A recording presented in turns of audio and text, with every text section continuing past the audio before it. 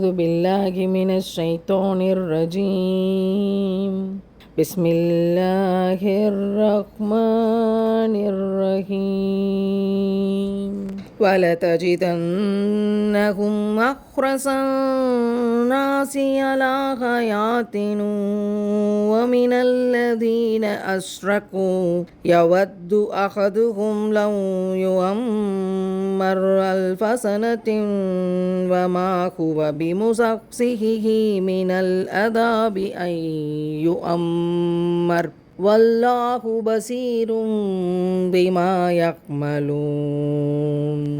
மேலும் மற்றைய மனிதர்களையும் குறிப்பாக இணை வைத்து கொண்டிருந்தோரையும் விட இவ்வுலக வாழ்வின் மீது அதிக பேராசை கொண்டவர்களாக நபியே அவர்களை நிச்சயமாக நீர் காண்பீர்.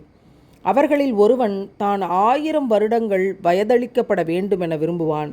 அவ்வாறு அதிக நாட்கள் அவன் வயதளிக்கப்பட்டாலும் அது நரக வேதனையிலிருந்து ஒரு சிறிதும் அவனை தூரமாக்கி வைத்து விடாது. இன்னும் அல்லாஹ் அவர்கள் செய்பவற்றை பார்க்கின்றவன். யூதர்கள் அதிக வாழ்நாட்கள் இந்த பூமியில் வாழ்ந்துவிட வேண்டும் என்று பேராசைப்பட்டவர்களாக இருப்பார்கள் என்று அல்லாஹ் சொல்கிறான். என்ன காரணம் அப்படின்னா, நீண்ட ஆயுளின் மீது பேராசை உடையவர்களாக அவர்கள் இருப்பதற்கு மறுமையில் தமக்கு கிடைக்க உள்ள தீய புகலிடத்தையும் அல்லாஹ்விடம் தாம் சந்திக்கப் போகின்ற மோசமான முடிவையும் அவர்கள் அறிந்திருந்ததே இதற்கு காரணமாகும். அவங்களுக்கு மார்க்கம் என்னன்னு தெரிஞ்சிருக்கு, அல்லாஹ்னா யாருன்னு தெரிஞ்சிருக்கு, இறை தூதர்னா யாருன்னு தெரிஞ்சிருக்கு, சத்தியம் என்னன்னு தெரிஞ்சிருக்கு, சொர்க்கம்னா என்ன நரகம்னா என்ன எல்லாமே தெரிஞ்சிருக்கு. கெட்ட விஷயங்கள் செய்கிற போது, பொய் சொல்லுகிற போது, பொய்யை பிரச்சாரம் செய்கிற போது, இதுதான் சத்தியம் என்று எல்லோருக்கும் அழைப்பு விடுக்கிற போது, இருக்கிறவனையும் கெடுத்து விட பார்க்குற போது என்ன தண்டனை என்பதை தெரிந்தே வைத்திருந்தார்கள். அதனால் மறுமையில் அவங்களுக்கு கிடைக்க உள்ள தீய புகலிடத்தையும், அதாவது நரகத்தையும், அந்த மோசமான முடிவையும் பற்றி நினச்சி தான் அவங்க பயந்துட்டு இருந்தாங்க. அதனால் இந்த உலகத்தில் 1000 வருஷம் வாழ்ந்துருவோம், அதிக ஆயுளை இந்த உலகத்தில் அவர்கள் கேட்டார்கள்.